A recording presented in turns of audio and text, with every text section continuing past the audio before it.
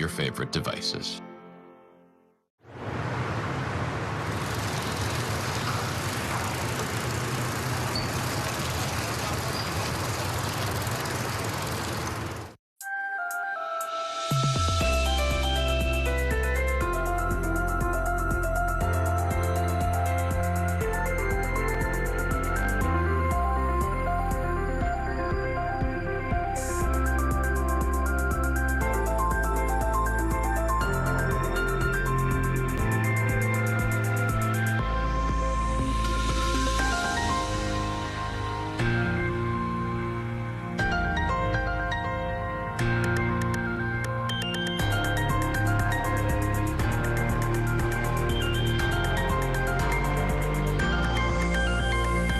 It's 1 o'clock. 1-800-GOT-JUNK for home or office. We make junk disappear. I'm Shannon Ferry with the latest in a New York 1 Minute. Governor Hochul is set to deliver her executive budget address this afternoon. Hochul's proposed budget is expected to be a record $260 billion with funding for the city's 2K child care program, education, and health care. New York 1 will bring you that address live. The nurses' strike enters its second week with no deal in sight. Mayor Mamdani and Senator Bernie Sanders joined the picket line earlier today. Today marks 1 year since President Trump was inaugurated for his second term. The president is in Europe this week for an annual global economic forum amid his threats to take over Greenland. And the city's Winter Restaurant Week kicks off today with restaurants across the city offering discounts on lunch and dinner. It is also the start of Broadway Week with 2-for-1 tickets to many shows. The goal is to boost tourism for restaurants and city attractions after the busy holiday season winds down. It all wraps up in mid-February.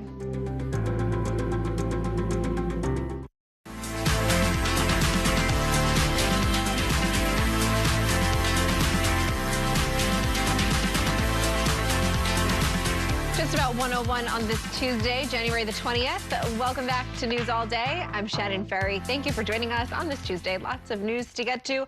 But before your top stories, a check of the forecast.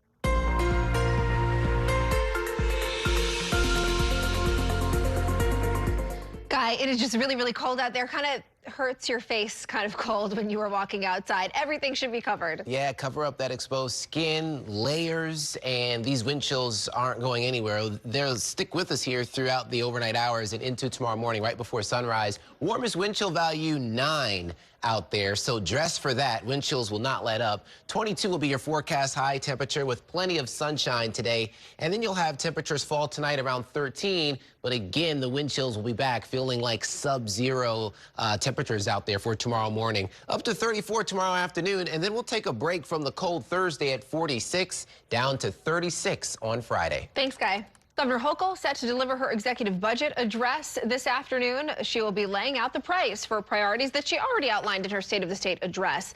The governor's proposed budget is expected to be a record $260 billion. Last year's budget was around $254 billion. And among the allocations, $1 billion for the 2K City Child Care Program, $39 billion for education, and $38 billion for health care. I want to bring in our State House reporter, Bernadette Hogan. She is in Albany covering the governor's address. Bern, great to see you as always. Hochul says that the increased spending is necessary to offset the burden of funding cuts from the federal government. She mentioned President Trump a lot during her State of the State address. Do you expect her to mention the president again during today's budget address? It's likely, Shannon. The governor will talk about how the threats of federal funding cuts has really been on the minds of not just state but also city budget hawks. And the governor has already started putting money away in the event that additional cuts start to unfold. Already we know that a couple $1 million will be cut from the Medicaid budget, and people's insurance will be affected within the months and weeks, or years rather, to come. The big question, Shannon, is as the governor lays out her budget address, the spending plan for the next fiscal year, 2026-2027, will there have to be any other opportunities to reopen that financial plan? It's a big question mark because although state lawmakers are supposed to negotiate a deal with the governor by April 1st, in the past couple of years under the Hochul administration, that budget deadline has been blown, frankly, but it's given the governor an opportunity to make some financial fixes. And then, of course, next fall, the governor will be able to do a mid-year review. So, yes, President Donald Trump and the continued conversation about federal funding will definitely be top of mind. I want to talk to you about taxes, Byrne, because Hochul's budget proposal does not increase business, sales, or income tax. There's been a lot of discussion over how she differs from Mayor Mamdani on that. It does, though, extend higher taxes on corporations that were set to expire. So is that a way for Hochul to kind of fund her agenda without taking a political risk in a year that she's up for re-election?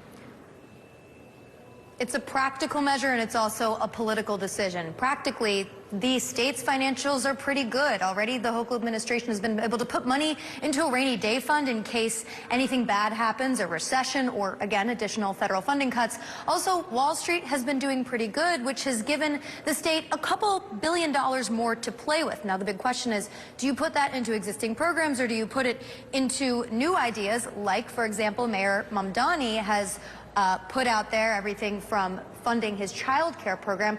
But the governor is up for re-election. She's got a primary in June, and that's fast approaching. The governor is running not just in New York City, where higher taxes might be a little bit more popular in the polls, but she has to attract independents, moderate Democrats, and Republicans who might not take too kindly to the idea of raising taxes. But the governor has also been opposed throughout her tenure in office to raising income taxes because she says it would provide a disbalance, or an imbalance rather, to the way that the state's financials are. Today's address is just one step in a much longer process, as you have pointed out here, Byrne. Which of her proposals do you think is going to face the most pushback, which won't? Again, we named some of them off the top, but childcare, do you think that signature headline is going to face any roadblocks? Childcare in future years, how does the governor fund this? She has not said how exactly either the state or New York City will fund the program beyond year 2. Already she said about $500 million should cover about 12,000 seats over the next 2 years in New York City alone. The big question will be, does the governor get a lot of pushback from the counties outside of New York City, everything from Long Island to the Hudson Valley and upstate? Will they think that they are being left behind because the governor is focusing too much on New York City's agenda? That will be a big question. Also, talking to those that are looking at the financials, they say that the governor's plan for Medicaid in the future and then school districts across the board, they're rapidly expanding budgets. Does the governor try to right-size that, or does she push it off into next year when she's not running for re-election? Bernadette, thank you. You want to stick with us for our special live coverage of the governor's budget address. Again, we are going to bring you that within the next hour. Mayor Mamdani and Vermont Senator Bernie Sanders joined nurses on the picket line earlier today as the nurses' strike enters its second week. There is still no deal in sight between the union and hospital management. Nurses say they're holding firm on key issues like staffing levels, health care benefits, and safety at work. Kelly Mena joining us from outside Mount Sinai with the very latest on this. Hi there, Kelly. Hi, Shannon, that's right. It's day 9 of the nurses' strike, and that picket line is still going strong, as you can hear and see behind me. Thousands of nurses under the New York State Nurses Association went on strike on January 12th on multiple campuses operated by 3 private nonprofit hospital systems, which are Mount Sinai, Montefiore, and New York Presbyterian. Joining them today was Mayor Mamdani and Senator Bernie Sanders. The duo framed this strike as a fight against corporate greed in the healthcare system and stood side by side with those nurses to unify with them and ask for the parties to come to the bargaining table. Don't tell me you can't provide a good nurse-staff ratio when you're paying your CEO at New York Presbyterian $26 million a year. But we call on every side to come back to that negotiating table, have a swift and urgent resolution, and to know that no matter what day it is, we will be here, we will be standing with you, and we will be saying the exact same thing. And nurses are here picketing and across those other campuses continue to demand safe staffing levels, effective security, and no cuts to their health care benefits. Nurses say they will continue until they're able to get their demands met and are hoping to go back to the bargaining table with the hospital systems. Back to you, Shannon. All right, Kelly Mena, thank you.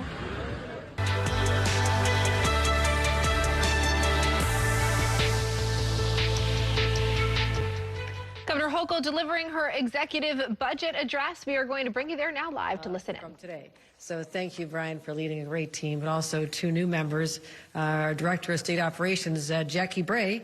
We used to call her Commissioner Bray. We know her from her time as the Commissioner of the Division of Homeland Security, and my new Policy Director, Emma Badera, who is doing an amazing job jumping in and coming up with countless ingenious, very thoughtful policy proposals. I want to thank them. Let's give another round of applause for this team. And our leaders in state government, Leader of the Senate, Andre Stewart-Cousins. We're going to be in this room a lot. I so appreciate the relationship we've developed over the last 5 years, and admire your great leadership and trailblazing woman in your own right, so thank you. And Carl Heastie, the Speaker of the Assembly, again, someone who just understands the levers of power in a way that I benefit from, and I thank him for his leadership of his sometimes diverse opinions in that assembly, so thank you. Also, we have other leaders that I'm recognizing. I want to thank, I don't see them on my list here, but let's see. I don't want to miss anybody. This is really important to me.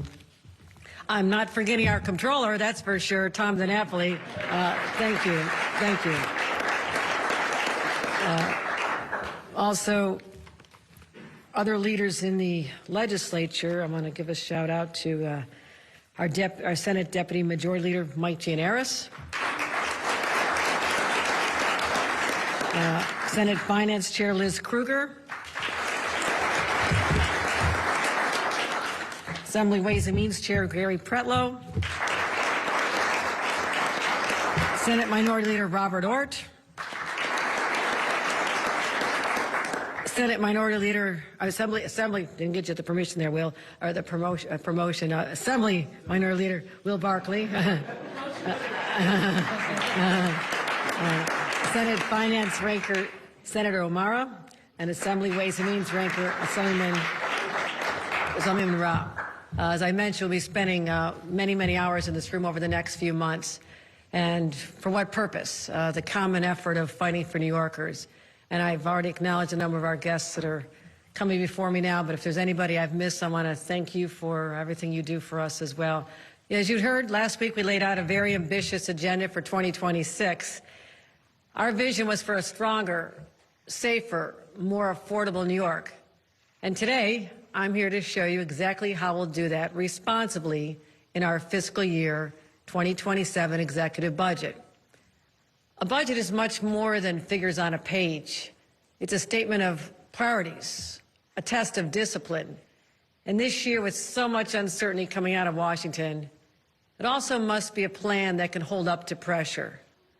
Over the last 4 years, we've proven something important, that you can make historic investments without raising income taxes, without mortgaging the next generation, without losing sight of what people can afford. Taxpayer money is earned with New Yorkers' sweat. Long days, late nights, early mornings. So I feel particularly obligated to be a responsible steward while also investing in how we build a better future. For years, the biggest threat to our budget has always been a potential recession. We've been talking about that since the pandemic. And we planned carefully to protect New Yorkers from that possible risk. But I will say this. The newest, most unpredictable challenge is something very different. Direct attacks on states by the Trump administration. Now, the federal government's relationship with states has never been simple, but for decades there was always this basic trust. When states stepped up to deliver federal programs, the federal government was a reliable partner, making sure the funds were there. In just 1 year, the Trump administration has shattered that trust, and we're bearing the brunt of it. Time and time again also, and I'm disappointed in members of Congress, congressional Republicans who are in power right now, including 7 from our state, who are not right now at this moment standing up to fight for those who elected them. They have the power to stop the bleeding, but they're not fighting for their constituents. And all across this country, red states, blue states, real Americans are feeling the consequences, working families, no matter who they voted for. And that's why this budget reflects two realities at the same time. We do have real momentum here in New York. You can feel it. It's real. But we have volatility on the road ahead because of this uncertainty out of Washington. And that's why we have to be so vigilant. That vigilance matters because New York's recovery after the pandemic was not automatic. It was built on careful choices, an equitable tax system, and an economic climate that encourages growth. It's that balance that has helped restore the confidence, how we created 1 million private sector jobs since I've been governor, and put our state on stronger footing. But that success is not guaranteed. That's why this budget is built to protect what's working while preparing for the uncertainty ahead. Let me start with the big picture. This executive budget totals $260 billion in all fund spending, an increase of 0.7%. Spending is up very slightly, primarily to offset federal cuts, especially to health care. And that's because federal funds in this budget are down roughly $10.3 billion. That's an 11.4% decrease just from last year. Now, some of that was pandemic relief. We knew it'd run out. We planned for it. But $3 billion of it is a loss of recurring Medicaid funding, money that we had been depending on to provide care for millions of New Yorkers. Now, the scope of these federal cuts would be far worse if we had not stood up to the Trump administration, successfully blocking at least $4 billion in additional cuts and freezes in court and through the bully pulpit, meaning my phone calls. That includes attempted cuts to law enforcement grants, safety net programs, infrastructure projects that all deliver good union jobs. To help offset these federal cuts, state operating funds will have to increase to $157.6 billion. And we're ensuring that vulnerable New Yorkers don't lose essential care. And we're doing it while still protecting taxpayers. Once again, there are no income taxes on New Yorkers, and this budget maintains reserves at $14.6 billion. Let me take a moment to put that number in context. When I came into office in 2021, we had about $2.5 billion in reserves. Over the last few years, we've built our reserves to the gold standard of responsible budgeting, strong enough to protect New York in a downturn, and flexible enough to react when families and businesses needed help. Last year, working with our leaders, we made a deliberate decision to use a portion of those reserves to pay down $7 billion in unemployment insurance debt. In so doing, we lifted a major burden off of every small business while increasing benefits for workers who happen to be laid off from their jobs. In other words, we built those rainy day funds for a reason. When it started raining, we used them. But even with that drawdown, which we will be restoring, our reserves are still healthy. Don't worry about that. We still have the highest reserves of any administration, percentages and actual, in state history. And this budget continues to protect New York's fiscal stability. Here's the good news. Revenues have continued to exceed projections, driven in part by record Wall Street bonuses. That reflects a basic reality of New York's tax system. We already have the most progressive tax structure in the entire country, which means this. When the economy is strong, and particularly when high net worth individuals and employers earn more, our revenues rise. And that's why we're able to invest more without asking New Yorkers to pay more. So let me be clear about something else. This is not an austerity budget, but it is a disciplined one. And we're continuing to invest in core services that New Yorkers rely on while keeping the growth of state operating funds at a responsible level. Over the last year, we took a hard look at programs that had grown out of control, not to take services away, but to make sure that taxpayer dollars are actually being spent in properly reaching the people they're meant to serve. One example is CDPAP. It's a program that provides critical care for many vulnerable New Yorkers. But it was created with absolutely no oversight. Its growth was exponential, driven by lax rules and, in some cases, even fraud. Expenses went out of control and jeopardized the very viability of this vital program. We said enough is enough. We cut out the abuse and brought the program back in line. And our reforms are working. The people who need it are getting it. We put the program on the path to long-term fiscal stability. And by controlling our overhead costs, we have found nearly $1.2 billion in savings, twice what we expected on an annual basis. Now, what do we do with those savings? We use them to stabilize Medicaid at the moment when the federal government was pulling billions in support. Let me explain what that means. Medicaid is one of the largest drivers of state spending. You know that. Nearly half of New Yorkers rely on publicly supported health coverage. Children, seniors, people with disabilities, working families. But this year, Donald Trump declared war on states and slashed federal support that had been in place since the 1960s. We saw the impact of that decision almost immediately. Over the summer, we were forced to make tough decisions to protect care and keep our system stable. Yes, the state did step up, absorbing $750 million in costs from the federal government that they had walked away from. And then the president's big ugly bill is going to blow a $3 billion hole in Medicaid in this budget alone. Clearly, we could not have planned for this. Certainly not when Donald Trump took an oath of office exactly 1 year ago today. But here's how we'll deal with it. We'll continue to find ways to improve efficiency across our healthcare system because bending the cost curve matters the most. But we will not shift costs onto families or leave vulnerable communities without a lifeline the way Washington has. That's not who we are. This budget takes a balanced approach, protecting services, supporting providers, and managing growth responsibly. As federal policy shifts, we'll continue to protect New Yorkers while being honest about what the state can and cannot absorb.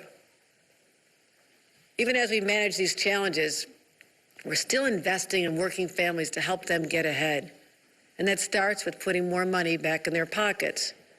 This year, New Yorkers are paying the lowest middle-class tax rate in nearly 70 years, starting this year. And we're ending state income taxes on tips so service workers can keep more of what they earn. If you're working long shifts, nights, weekends, those tips could actually help you pay those bills and should not be taxed away. We're extending relief to our farmers. This budget includes $30 million we didn't anticipate would be needed for targeted relief from New York farmers who are impacted by the Trump tariffs, especially dairy farmers and specialty crops. This will provide about $3,000 on average to help offset the costs that are rising just this year because of those tariffs to help them get ahead. Now let's shift to one of the biggest pressure that we know is on families. Child care. When I took office, the state of New York was spending about $832 million a year in child care subsidies, nowhere near enough to meet the needs of working families. As New York's first mom governor, this is personal to me. Someone's adding up how many times I say that. It might be 475, but who knows. But since I lived through this, I know what it means. Since taking office, through sustained and deliberate investment, New York has spent more than $8 billion on child care and early education. And this year alone, we'll invest $4.5 billion in child care to expand access, reduce costs for working families. We know that New York City and the rest of the state have different needs and different infrastructure when it comes to child care, and they require different solutions at this time. For New York City, we'll invest $500 million to fully fund the first 2 years of Universal two-care program, while continuing to support them with the promise of Universal 3K. Statewide, we're investing $1.3 billion in a different but equally ambitious approach. First, we'll make Universal pre-K available to every single 4-year-old by 2028. Now, don't worry, we've been building for this for years. Roughly 75% of the 4-year-olds we expect to serve are already enrolled in pre-K. But to meet families' needs before that age, we'll pilot community-wide child care to provide year-round, full-day child care from newborns up to 3-year-olds. And we'll build on our proven success with our child care assistance program and our voucher program, so tens of thousands of more families can access high-quality care for no more than $15 per week. Now, I want to be clear. I can fund this expansion in the near term because the revenue is there.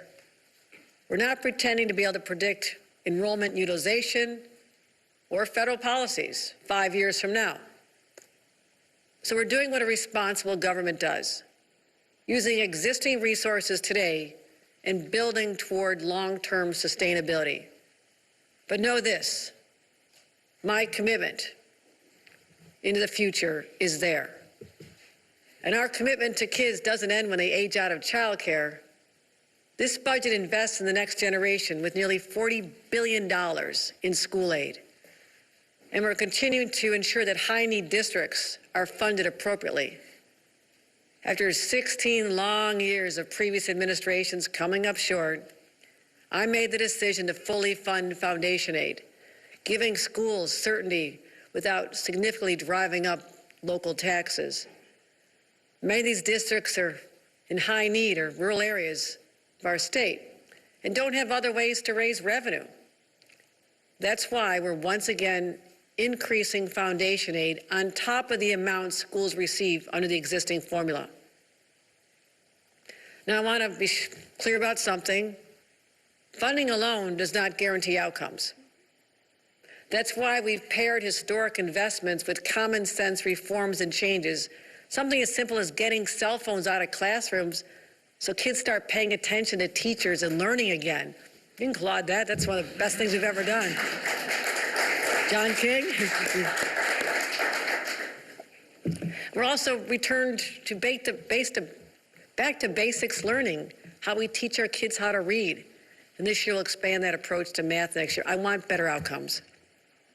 And remember our Universal School Meals program that we launched last year? It was so popular that demand exceeded our expectations. And I'm really proud of this, working with the legislature. So we're expanding access with a $395 million investment for year 2. That's $50 million more than we did last year, because we know the demand is there, because no child should ever have to worry about where their next meal is coming from, full stop. We're also protecting affordability at SUNY and CUNY. And I saw the power of a college education to the incredible opportunities it unlocked for my own family. And that's why I want that available for anyone. And that's another reason why this budget continues a tuition freeze and provides campuses with an additional $90 million in operating support so they don't have to raise costs on students and families. And we're so proud of our free community college program. It's already helping adult learners get new skills for good-paying jobs. But to build on that success, we're increasing our funding from $47 million to nearly $60 million so we can expand to new high-demand fields. Also updating our eligibility requirements so New Yorkers who already have a degree in another field can retrain as nurses and help our workforce meet their demands faster. New Yorkers deserve a high-quality education just as they deserve a safe and affordable place to call home. While we've made real progress, my commitment to tackling New York's housing crisis is as strong as ever. We're now in year 5 of our $25 billion housing plan. And I'm happy to report we're in the home stretch. And we'll meet our goal of 100,000 homes new or preserved when we conclude this next year. But I want to build on that success now and not wait till next year.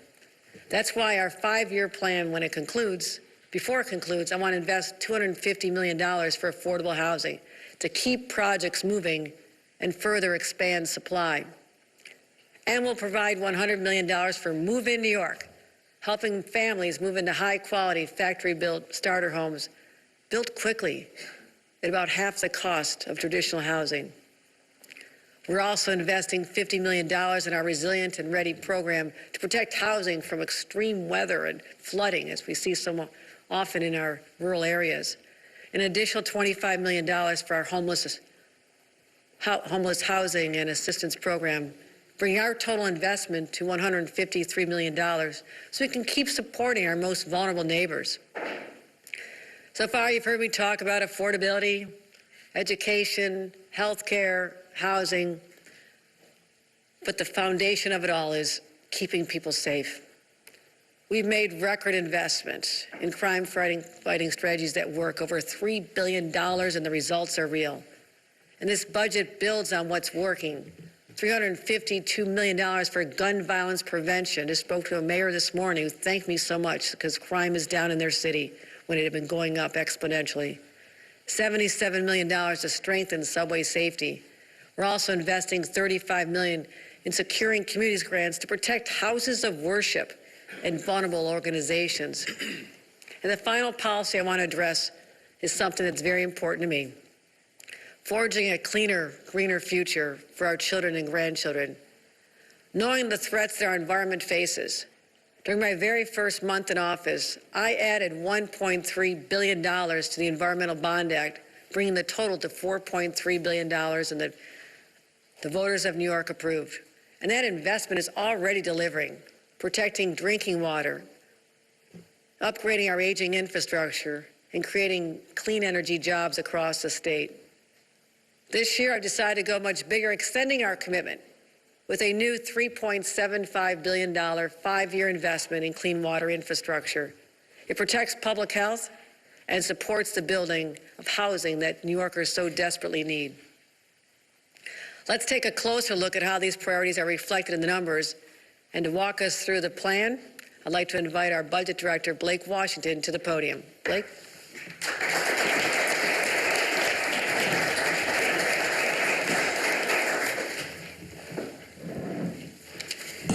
Well, thank you, Governor, for giving this wonderful privilege to serve the people of the state of New York, to work alongside these wonderful professionals down in the Division of Budget. We have 300 wonderful, dedicated people that give their life to this, working alongside the senior staff, the most brilliant team you have in state government, but also to our leaders in the legislature and to the controller himself. We work with your teams throughout the year, and this doesn't happen without a level of collaboration and honest discussions and frankness. You have wonderful and brilliant staff as well, so it's a real privilege to be part of it. So thank you. So we'll get down to business with the executive budget overview. As the governor mentioned, all fund spending total in the budget stands at $260 billion, a 0.7% increase. All funds spending in the budget includes state operating funds, federal funds, and capital funding. And also previously mentioned by the governor, state operating funds are up 5.7% to a total of $157.6 billion year over year. The governor's put forward an executive budget that prioritizes making New York State safer and more affordable for individuals and families, and does so without relying on taxes increases, gimmicks, and instead relies on existing revenue streams that are strong to fund new initiatives. As the governor first talked about in the State of State last year, this budget builds off the governor's record of investments in child care, and it brings us one step closer to achieving universality in every corner of the state. And along those lines, the governor continues to be a strong champion for public and non-public schools, providing the highest amount of funding for both in New York State's history, respectively. We have several initiatives in this year's budget that are designed to enhance the governor's affordability agenda. It's not just the governor's agenda, it's also the agenda of the legislature of reaching affordability for every person in every part of the state. So this budget makes significant investments to do just that in our housing stock, and by funding infrastructure projects and bringing more good-paying jobs right home to New York State. And in the last year alone, the state of New York, under Governor Hochul's leadership, we've added $100 billion in capital projects for infrastructure jobs throughout the state, for infrastructure projects rather throughout the state. So to do all this, because it's a lot, the state's fiscal health must be in good shape. So let's just take a few seconds to review where we are. The U.S. economy had a very complex 2025. There are multiple pressures on the economy, particularly when we were enacting budget last year. We saw that there was frequently shifting trade policy that exists to today. Inflation was accelerating. It still is on the uptick. And certainly we witnessed during the year a prolonged federal shutdown. Those are the pressures that really bore down on some of our decision making when we were enacting the budget, and we reflected revenues accordingly. But since then, we've seen a surge in high-tech investment. We've seen a stock market rally. We've seen consumer spending through the wealth effect. We've seen people in the state of New York spend more. And that's done more to produce revenues for the state of New York. So these same factors impacted our revenue projections. And again, going back to last year, when we enacted the budget, we might recall, Governor, it was right in the middle of Liberation Day, where tariffs were imposed throughout most of the world, and the U.S. economy had its first contraction in 3 years. We watched the stock market volume decrease by about 20% amid budget enactment. Economists were warning of slow growth, and inflation was expected to remain elevated. The markets reacted based on whatever was shared on social media by the White House. So things were really heady at the time. And and to add on top of that, we had a major reconciliation bill that was being negotiated by Congress, and some of those actions would have impacted and continue to impact state tax receipts. With those factors in mind, we drafted the state budget in 26, and we reduced our revenue estimates by $4 billion on an annual basis, just looking at the facts on the ground. But, since then, Wall Street defied the odds and exceeded everyone's expectations. Every economist that we work with, and we work with economists throughout the nation, and in our mid-year report, we brought up revenues significantly to recapture all that was lost in our downward revision upon budget enactment. So we revised revenues upwards in the mid-year update, and then moving forward into the upcoming fiscal year, we revised revenues again. So not only we returned to base in the mid-year, but we're exceeding the base by an additional $3.8 billion in the current fiscal year 26, the one ending in March, and then an additional $5.7 billion projected for the upcoming fiscal year. And this is all due to the strength of Wall Street, coupled with the state's already progressive tax code. And these revisions having increased, again, as I said before, over the executive budget projections. So all that being said, coming from enacted budget to mid-year to today, we have revised estimates up by a cumulative $11 billion. And this gives the state of New York a good amount of cash on hand, not only to pull down the budget gaps, which you'll see in our report that comes out later today, but also to pledge significant resources to the things that New Yorkers care about and the things that the governor has talked about just last week in the State of the State. We're doing this without raising taxes or without taking on costly debt. So forecasting, one of the things we always like to do in budgeting, and I'm sure the controller can relate, we try to provide some risks to everything that we talk about here. So obviously we have a U.S. economy that still faces headwinds in 2026. We still have pressure from tariffs. We have trade policy writ large that weighs heavily. We have the markets, the equity markets in general are inherently volatile. We watch those like a hawk, and we tailor our expectations accordingly. We expect GDP growth to moderate throughout the year.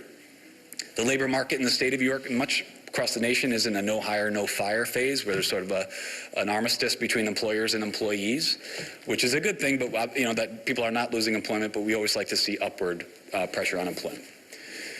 Unemployment will continue to be elevated in the state of New York, projected to peak in the late spring, but the unemployment is certainly has been modified considerably post-pandemic. Inflation should continue to rise above the federal target, which we know is 2%. And in return, we think that we're projecting, the division budget is projecting that the feds won't make another decision on interest rates until later this summer. And if they do, that would spur, of course, consumer spending, and it would also lower borrowing costs for consumers in the state of New York.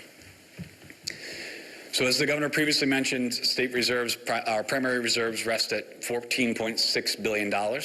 And of that, we're on track by the end of fiscal year 2028 to have $10 billion of that 14.6 in the rainy day fund. And the rainy day fund is a statutory fund which includes conditions for withdrawal and repayment. So it locks the funding up to ensure that they're secure for emergencies that are unforeseen. We project a $2.4 billion current law surplus in the current year, which we're using to pay down future debt and to support child care investments that the governor outlined just last week. We continue to show credit rating agencies that New York State is on a sound fiscal footing. Our debt outstanding has grown at a modest rate over the past decade, and it's below the rate of inflation, something we're very proud of. That's how we're able to offer $100 billion in capital appropriations over the last 4 years. The state's out-year budget gaps remain manageable. In our position, we look at these and we know that through scrutiny on expenditures and by always looking at how we're spending money in the state of New York, we can meet the challenge of 2028. But as these gaps, as you see before us today, 2030 is the first time you're seeing the 2030 gap under our financial plan construct. But the way, if you were to look at our mid-year report, the difference between these gaps in their mid-year report is primarily related to higher than expected revenues and finding efficiencies within state agencies. The governor tasked the Division of Budget in all our agencies post enactment of H.R. 1 to really take a close look about what we're spending resources on. Before we ask New Yorkers for another dime, are we using all of the taxpayer dollars that we have to the greatest possible effect in the most responsible manner? The agencies have responded in kind. We saved roughly $400 million in the current year on that action alone, which we're carrying into the future. Due to our revenue revisions, out-year gaps have been lowered by $4 billion annually, and we're taking some of that current law surplus and paying off some of the 2030 gap that you see before you today. So Governor Hochul, as we talked about before, as you mentioned before, prioritized reserves upon taking office. Here's the trajectory of where we were and where we are. And you, as the governor alluded to earlier, the difference between 25 and 26 data is a deposit to the Unemployment Insurance Trust Fund. So when the governor took office, again, levels were fairly pedestrian, very underfunded, but since that time, the governor has invested heavily to make sure that we put the state on firm financial footing. I mentioned earlier how we're going to pledge more and more, an increasing level to the rainy day fund. Looking at our, moving to the next slide, just looking at some of the major cost drivers that the governor articulated earlier, Medicaid and school aid comprise the majority of spending growth in the budget, well over 60%. On the slide behind me, the 11.4% in Medicaid is related to bringing on new spending related to the MCO tax that we authorized in last year's budget. It also relates to investing in nursing homes and in hospitals at a rate that a new investment in nursing homes and hospitals to combat some of the federal volatility, some of the uncompensated care that we're going to start to see over the next year. It also relates to increased costs for prescription drugs and enrollment in demographic changes, enrollment in managed long-term care. School aid continues to increase as the governor continues to fully fund foundation aid. For the first time in history over the last handful of years, we've accomplished that. The governor holds the line. The three primary drivers in state operations spending, which going up 5.7%, relates to our investments in child care, school aid, and Medicaid. That doesn't mean state operations of operating agencies. That means of overall spending, non-federal spending. We're up 5.7%.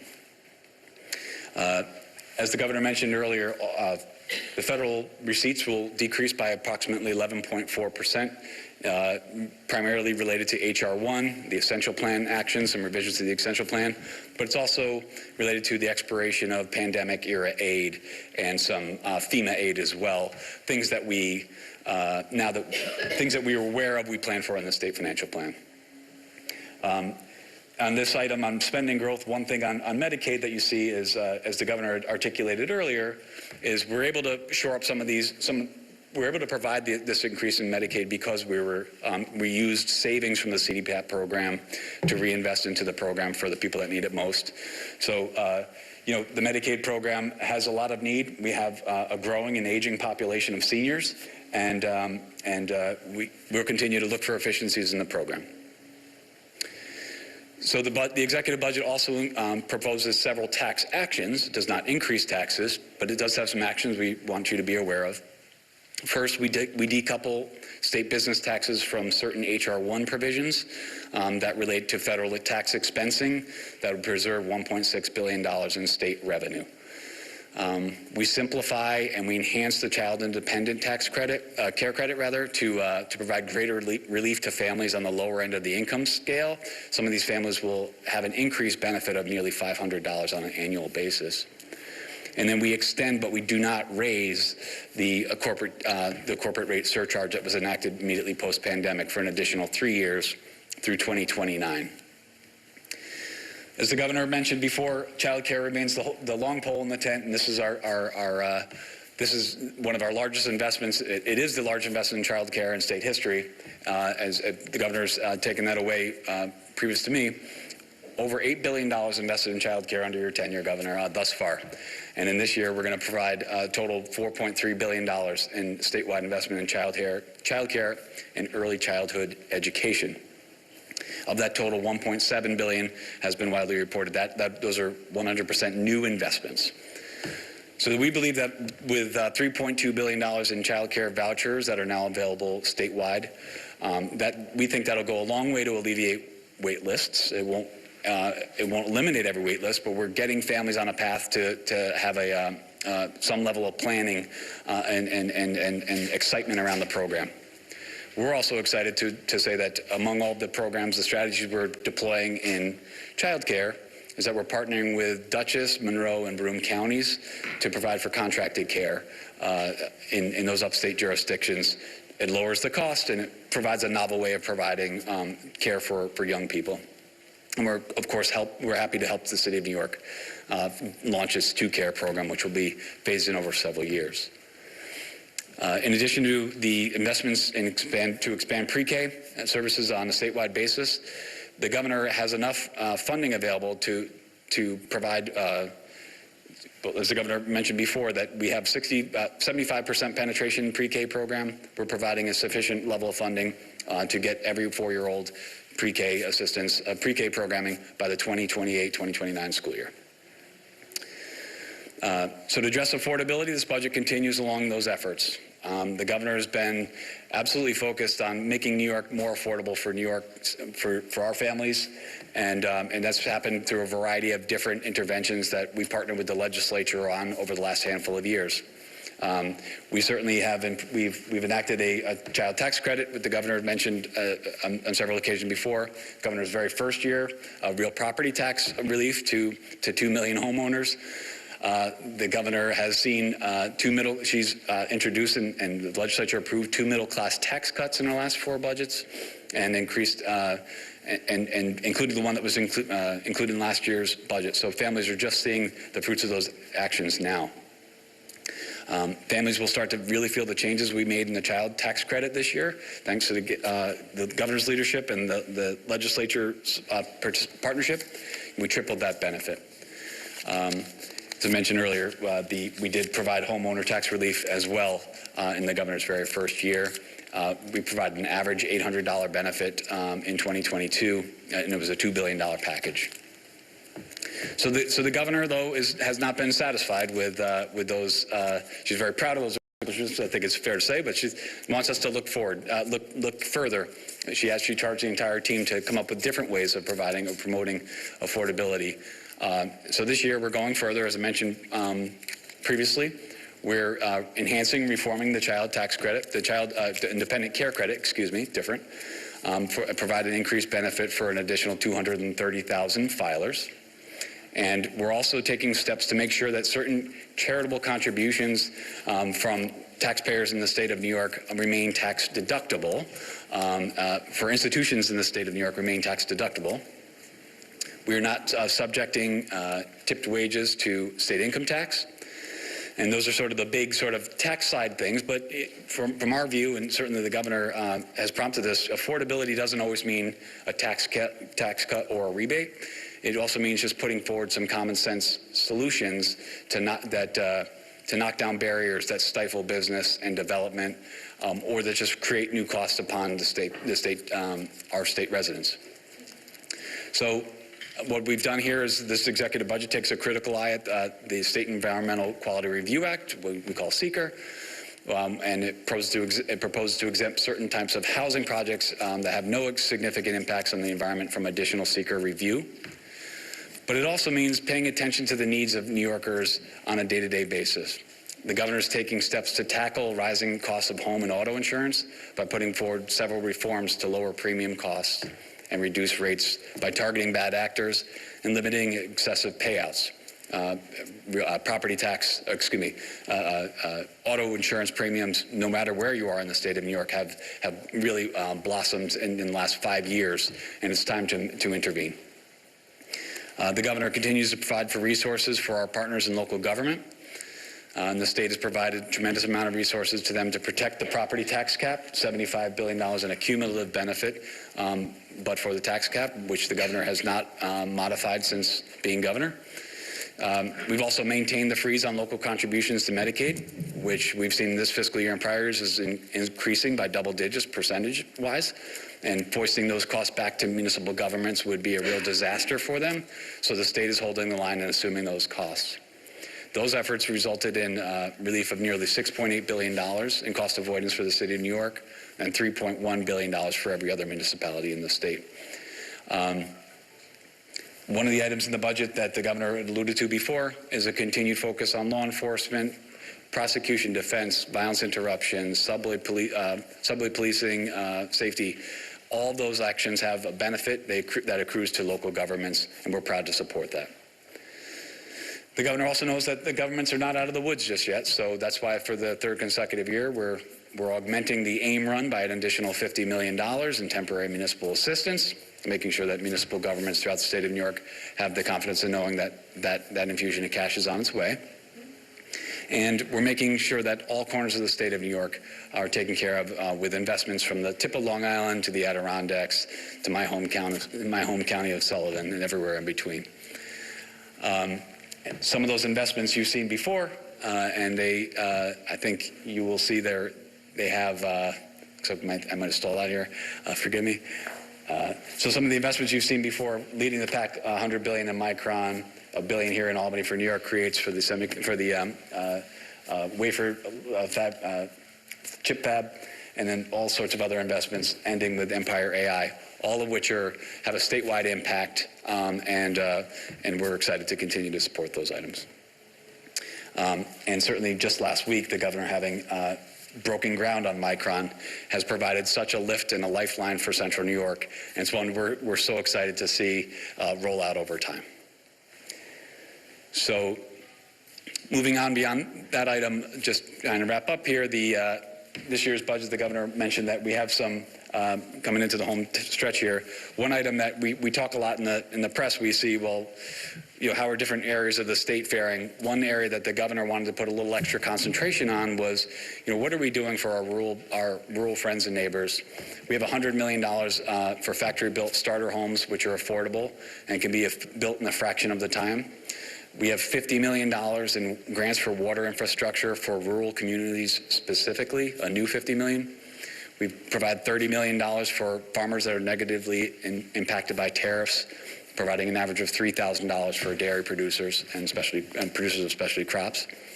$15 million to modernize our dairy farms, investing in the fairgrounds, and we don't want to, because we can't forget about our county fairs. The governor always looks forward to attending the state fair each and every year.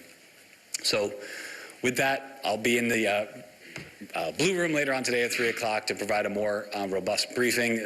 But I just want to assure you that this budget, this executive budget that the governor's charged us with composing, strikes a balance between being responsible while at the same time investing in the services that New Yorkers care so much about. So obviously I want to commend the governor for keeping the focus, and obviously giving us as much time as you did to help us put this all together. To the senior team as well for their help, and to the entire cabinet, the governor's cabinet, for contributing along the way. So thank you very much for your collective dedication and your fight for New Yorkers, and I appreciate the time.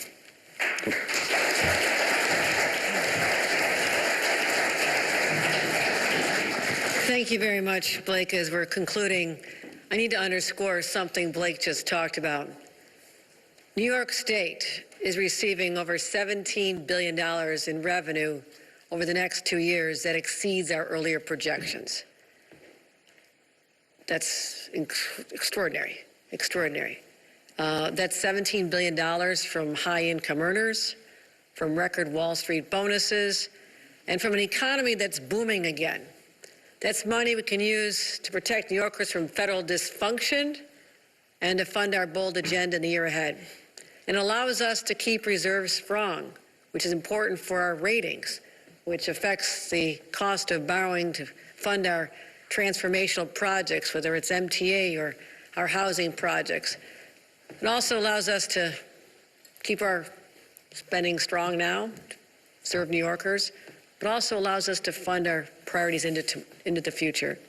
And that's why for the last 5 years, I've focused on a pro-growth agenda that keeps New York competitive. And that's how we fund a strong social safety net for New Yorkers who need it, so important to me, and expand programs that help families afford the essentials like childcare.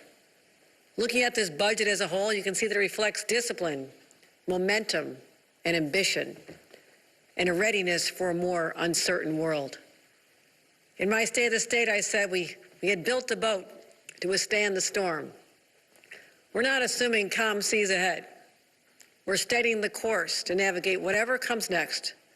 We're making careful choices using our resources responsibly, because protecting your family and protecting your future is my fight, and this budget is how we get it done. Thank you.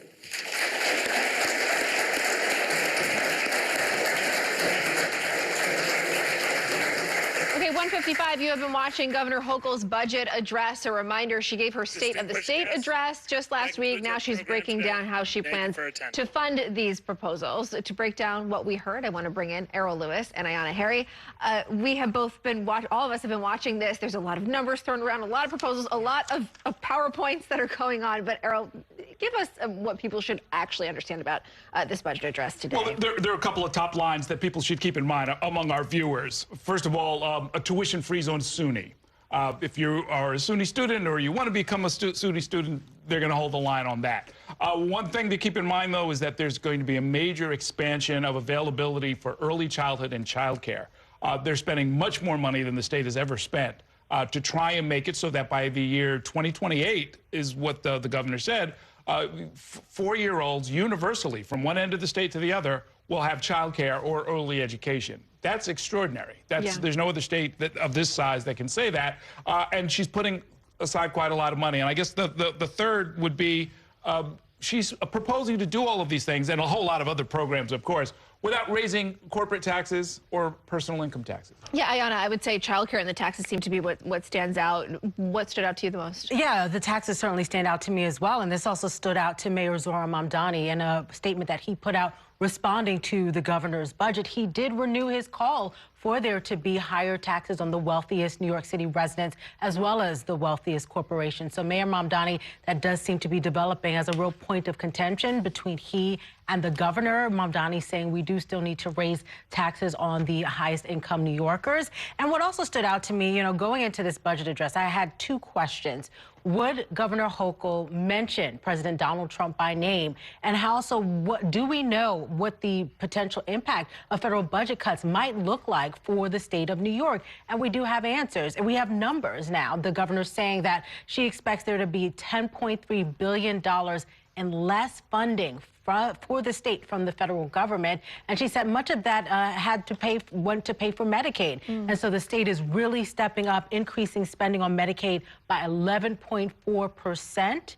That's significant. And we're also seeing spending go up this year for school aid. That's money that goes to public schools throughout the state. That's going up by 4.3%. And Errol mentioned SUNY. SUNY is another area where the state is going to be spending more money, 7.2% more in this fiscal year budget compared to the last fiscal year budget. I want to go back to what you said about Mamdani and read some of that statement that you were referencing. He said, working New Yorkers should not have to pay the price for the failures of the Adams administration. The excellence in public services our city depends on should not be sacrificed. It's time to ask New York's wealthiest and large corporations to pay their fair share while also working toward a fiscal relationship with the state that better reflects New York City's status as the economic engine of the state. Errol, your takeaways from that statement. Yeah, so there's an interesting dynamic that goes on whenever we're talking about raising taxes. And this is something that left of center politicians, going all the way back to Bill de Blasio and even before him, of course, where it's sort of a solution in search of a problem, meaning the cry is for a redistribution of wealth because it's somehow ethically or morally preferable to having a relatively small handful of people with a lot of wealth and a lot of people who are struggling.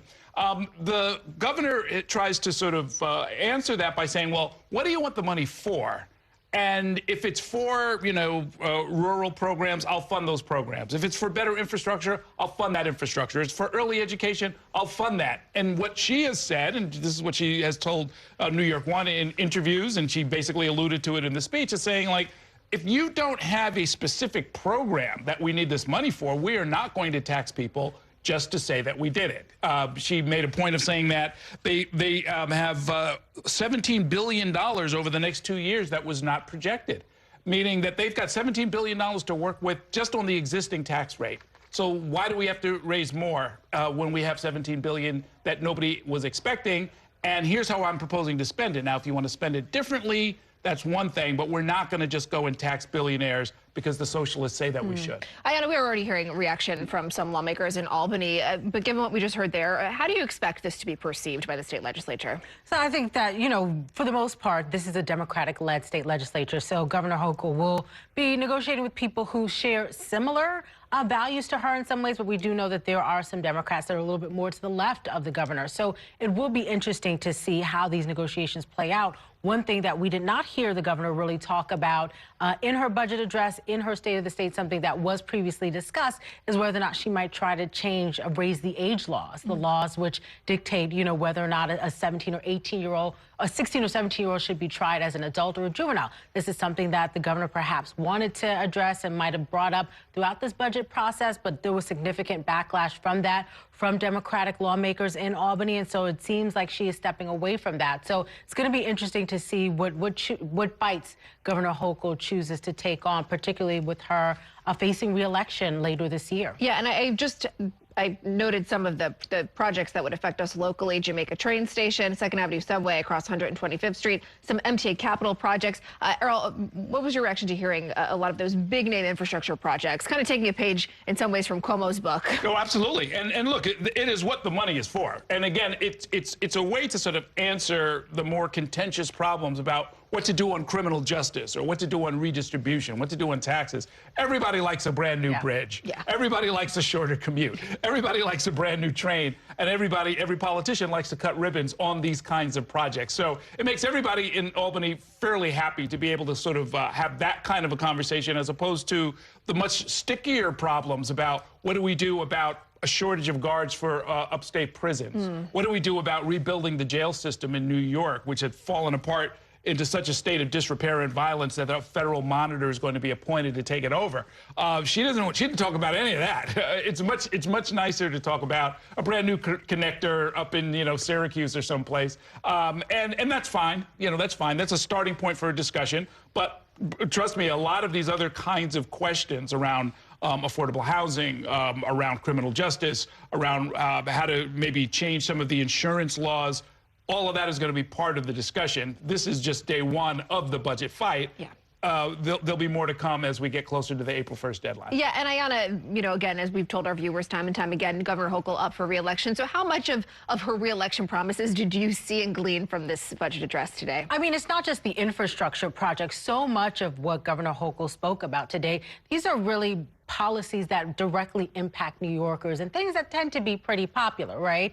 Childcare, healthcare, Medicaid subsidies. These are not abstract policies or budget line items that New Yorkers might not understand or understand how it applies directly to their lives. People can really put a hold and a grasp on some of the projects that she's talking about today and see a potential for a real benefit in their lives if they're going to be spending thousands of dollars less on childcare, if they're not going to have to navigate through a mess at Jamaica Station to try and go from the subway to Long Island Railroad. That's going to be a big difference for people. And those are things that I'm sure Governor Hochul and her team are hoping voters will remember in the Democratic primary and then again in November when she's facing a Republican. Yeah, Earl, it seems like they really do believe that child care will be a signature issue when people go to vote in the governor's race. Oh, absolutely. Every which way you look at it, it's a winning proposition because they're proposing to do it not on a means-tested basis, but by making it universal, meaning you can be a middle-class, suburban Republican voter, and they're going to still put money in your pocket if they make this a universal program. And so everybody starts to maybe be a little bit less hostile toward the governor, maybe a little more friendly towards the governor, maybe more likely to reelect her. Yeah, Ayanna, let's talk now about who she will likely be up against, which is Bruce Blakeman. What do you think the differences are going to be highlighted in that race? Again, you kind of listen to her speech here.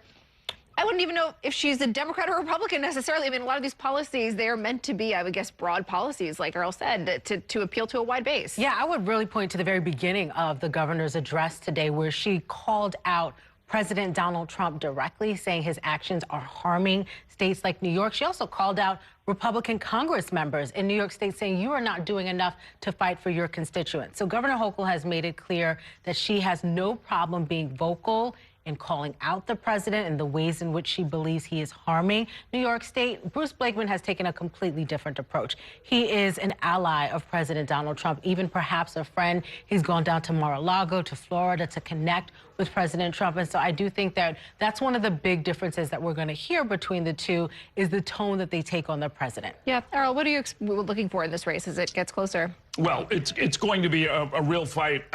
Much of politics is going to be a referendum on Donald Trump and his policies. Which ones really hit and stick, that's going to sort of vary. And what we'll see, I think, is the first fight will be over healthcare subsidies. There are a lot of foreign policy actions that are going on and immigration raids, the deportation campaign, that I think are also going to continue to be a flashpoint. We see what's going on in Minneapolis and in Minnesota. If any hint of that comes into New York State, that will be a very big source of contention and a very big headline for the rest of the year. And I want our viewers to understand, again, we had this about an hour-long budget. We heard from the budget director giving that speech as well. What happens next? April 1st is the deadline. They don't always hit that deadline. It is April 1st, right? Yes. Yeah. Well, now the legislature takes this budget. This is the preliminary budget. The legislature will take it and they will have hearings, and they're going to have a lot of hearings over the next few months. The lobbyists are on the train on their way to Albany as we speak. They're going to be fighting to stop things from happening or to make things happen. The cities themselves, including New York City, are going to be up there with their wish list. So they'll be part of these hearings, too. And there'll be a great big fight over all of this, over moving one number this way or that way, moving one policy proposal this way or that way, doubling this, tripling that. Sometime we'll get closer to a final budget as we get into March. But in between, there's going to be a lot of discussion, and we're going to be reporting on all of it. And we are waiting to hear from the governor. She is going to be taking some questions as we continue to wait for this. Errol and Ayanna are going to stand by, and I think we are going to take, are we going to take a quick break, or are we waiting for the governor still? We are going to wait for the governor still. Okay, we are waiting for the governor still. Unclear. You know, you always get a little rough time sense of when she might be coming out. We think it's going to be within the next couple of minutes. What do you expect reporters to be asking and following up about here, Ayanna? Yeah, how do you make it all work? Yeah. You know, this all sounds great on paper. How do you, now spend some time speaking with your partners in the government, speaking with local cities and towns all across the state and make this a reality? I think that's part of what reporters are going to be looking at. And then also, she talks about $10.3 billion in federal budget cuts. Are you sure that that's really going to be the number? There seems like there has been so much uncertainty, and it feels almost as if every week there is a new threat from Washington to withhold money from states. So, is this budget based on firm, solid numbers, or could there still be more wiggle room? Could there still be more funding that's cut from the federal government? And if that happens, then what happens to the budget and the numbers that you've put out today? All right, we will be watching. Again, just about 2:07, we are waiting to hear from Governor Hochul. When we get that, we are going to bring that to you live.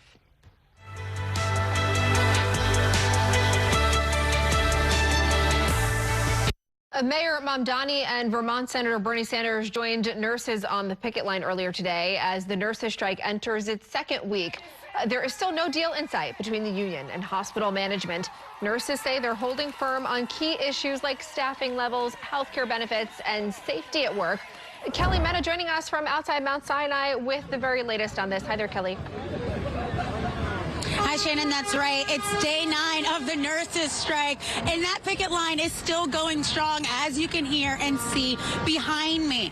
Thousands of nurses under the New York State Nurses Association went on strike on January 12th at multiple campuses operated by 3 private nonprofit hospital systems, which are Mount Sinai, Montefiore, and New York Presbyterian.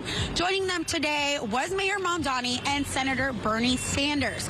The duo framed this strike as a fight against corporate greed in the healthcare system and stood side by side with those nurses to unify with them and ask for the parties to come to the bargaining table. Don't tell me you can't provide a good nurse-staff ratio when you're paying your CEO at New York Presbyterian $26 million a year. So we call on every side to come back to that negotiating table, have a swift and urgent resolution, and to know that no matter what day it is, we will be here, we will be standing with you, and we will be saying the exact same thing. And nurses are here picketing and across those other campuses continue to demand safe staffing levels, effective security, and no cuts to their health care benefits. Nurses say they will continue until they're able to get their demands met and are hoping to go back to the bargaining table with the hospital systems. Back to you, Shannon. All right, Kelly Mena, thank you.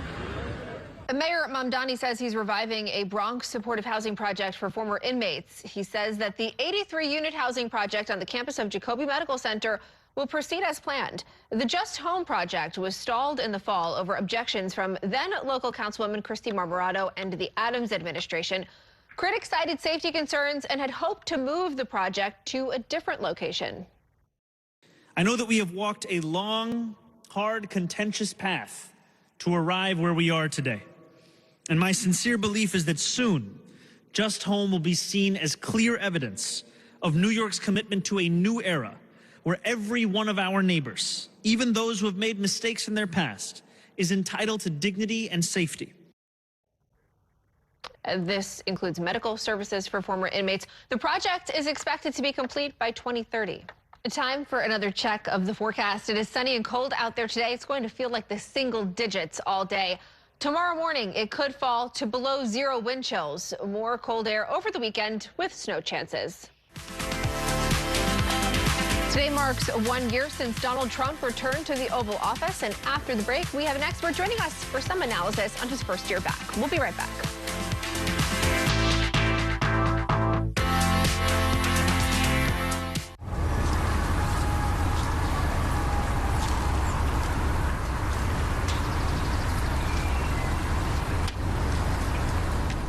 After 30 years of forecasting for New York, I've learned it takes a dedicated team to cover all the weather our city has to offer.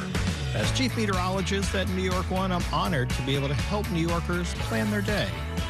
Morning, noon, or night, our team is here to bring you accurate forecasts you can count on. From severe weather updates to our Weather on the Ones. Watch the New York One weather experts with your Weather on the Ones on your TV and on the go with the Spectrum News app. Spectrum TV, isn't that only live TV? No, it's only all my favorite streaming apps with live TV. Okay. It's only all included at no extra cost. And that's the magic of math. Will this be on the test? Sure. Why not? It's only one simple payment for all our TV. We gotta simplify and win. Winning is equally important. If not, more so. Yeah! Only Spectrum TV, fixed TV. I'm Sandra, this is Jorge, and we were adopted in 2019. I remember when they first came to us, Michael was already a teenager. The whole cliche of they're so lucky to have you guys, and it's the other way around. They have changed our family for the better. They chose to love us. They didn't have to. They chose us. Family. Learn about adopting a teen from foster care. You can't imagine the reward. Visit adoptuskids.org. My father was a New York City firefighter. My mission, like his, is to serve New Yorkers in a city that doesn't stop when the sun goes down. Being with New York One since the beginning, I'm now honored to join you even earlier each weeknight. Starting at 8 with New York Tonight, we'll explore the latest news developments, followed by New York One at 10 to wrap up your day. So join me each weeknight starting at 8 right here on New York One.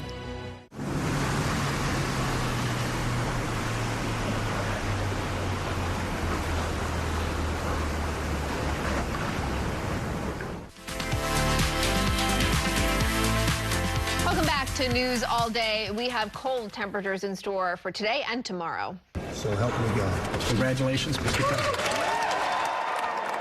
So there it was. It has been 1 year since President Trump was inaugurated for his second term. Trump signed an unprecedented number of executive orders on his first day back in office. Many of them were to reverse policies from the Biden administration. Since then, the president has focused on a number of issues over the last year, including efforts to reduce the federal workforce, implementing widespread tariffs, and ramping up federal immigration enforcement. For more analysis on the president's first year back in office and to look ahead, we have Columbia political science professor Donald Green. Good to see you. Thank you for coming on News All Day. So much to cover, of course, from this first year of the administration. But I want to start more broadly, just about how significant the last year has been. What really stands out to you? Well, it really marks as one of the most consequential years in the history of the presidency. Certainly, it overturns any kind of comparison, even in the last 50 years, because one has to go back to, say, 1965 to see a juggernaut of legislation and change that was anything like this. But this is different from 1965 and different from other years like 1933 in that this is not a year of legislation. This is a year of either executive orders or executive action to restructure the executive. Interrupting programming to bring you that question and answer session with the governor we told you about following her state budget address. Let's listen live. Well, praising some of the aspects of the budget, saying that it addresses the cost of living. He also kind of pointedly said he rejects austerity politics and re-upped his call for a tax increase on rich people and also corporations. I'm wondering if you had any conversation with him prior to the release of this budget, and if you had a discussion about why you're not raising taxes. No, we have. We're in regular communication. Our teams are embedded, literally trying to provide assistance as we would for any mayor. You know, across the state, we're helping all of our mayors with their challenges. So, no, we've had conversations. He understands. No news there. And just in response to that statement, saying once again he's calling for that tax increase. I know he's calling for a tax increase. I've heard that. I don't have a response. I just said this is a budget that's seeing unprecedented, unanticipated, unexpected revenues to the tune of $17 billion because we have an environment where we're supporting the businesses and the economy that allows these opportunities to come to us so we can use them to support our generous safety net programs so we can take care of people. That's really important to me, to continue having those revenues coming in. And you know, still look back at, you know, out-migration numbers after SALT, and we lost $13 billion. $13 billion that I'd rather be paid by taxpayers here than having them be down in Florida. So I'm sensitive to the impacts. And I understand the calls. I respect that tremendously. And the mayor knows that we will be his partners in helping him address his financial challenges. And as we go through that, and again, it's their new administration. They're still trying to get under the hood to find out what's happened and where they are today. But I think there's a good news, that perhaps isn't fully apparent, that if our revenues are up so dramatically, primarily because of Wall Street bonuses, the surcharge that the city levies is also going to go up. They're going to see more revenues than they would have anticipated. So I just don't know that that whole picture is clear yet. But we're going to work with them. I've committed to that. I've committed to taking a major cost off their plate with the support for the child care. The mayor has told me how often he's grateful for that, as recently as yesterday. So, no, I think the relationship is strong, and he understands that, as I go forward, this is the budget I put forth, and I'm proud of it, and we'll continue working together. Hi, Governor. On the subject of the $30 million tariff cash grant program that you have announced in this budget, also noted in your budget book is that the tariffs from the federal government haven't seemed to hit New York as hard as was originally planned. So I'm curious about that program, if you downsize it at all, if you think that it is, the best approach to tariffs as they stand today. Our tariff report that we launched or released in November, I believe, said the average family in New York is paying $4,200 more because of the tariffs. The tariffs have not been good for this state. And I sat in this room with farmers from all over early on when the tariffs were just being imposed, and they were almost in shock because the relationship that they have with Canada, it is very symbiotic. Whether it's the shavings that they get from the lumber from Canada to put in the stalls, whether it's the fertilizer that only comes from Canada and Ukraine. I mean, that supports our farms. I mean, they're taking it on the chin. So I'm hopeful that with this infusion of money in our budget, unanticipated, again, this is more of the collateral damage of the Trump administration and these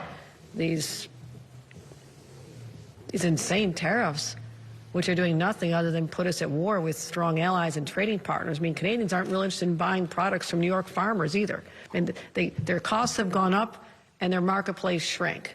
So it is a tough time for farmers. Blake, do you have any more on the program?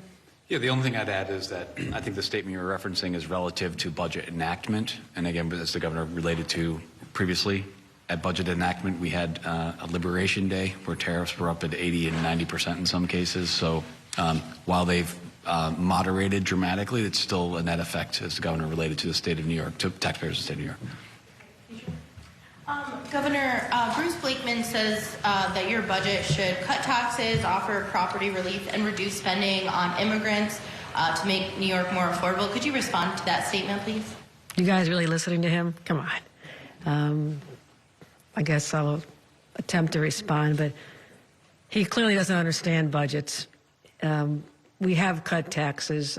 I've cut taxes on the middle class, not once, but twice. And one of those tax cuts is going to affect this very year. So we have cut taxes. We've also put more money back in New Yorkers' pockets. There's all kinds of relief.